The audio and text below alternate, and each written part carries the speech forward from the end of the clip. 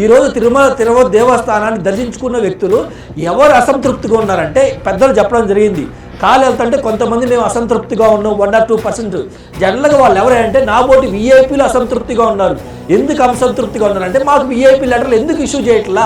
నాకు తెలిసి బీఆర్ అని నేను కూడా మిమ్మల్ని చాలాసార్లు అడిగా, మీరు ఎందుకు లెటర్లు ఇవ్వట్లేదన్నా, ఇవ్వచ్చు కదా, మీకు పర్మిషన్ ఉంది కదా, ఎందుకు ఇవ్వట్లేదంటే ఎవరు అసంతృప్తిగా ఉన్నారంటే ఈ వీఐపీలు ఎవరైతే పార్టీ కోసం లైక్ తెలుగుదేశం పార్టీ కోసం కష్టపడ్డోళ్ళు, జనసేన పార్టీ కోసం కష్టపడ్డోళ్ళు, ఎన్డీఏ పార్టీ కోసం కష్టపడ్డోళ్ళు, మేము పార్టీ కోసం కష్టపడ్డోళ్ళు మాకు టీడీటీ దర్శన లెటర్లు ఎందుకు ఇవ్వట్లేదు అని జస్ట్ అసంతృప్తితో ఉన్నారు తప్పించి ఎవరు భక్తులు ఎవరు అసంతృప్తి లేరు సార్.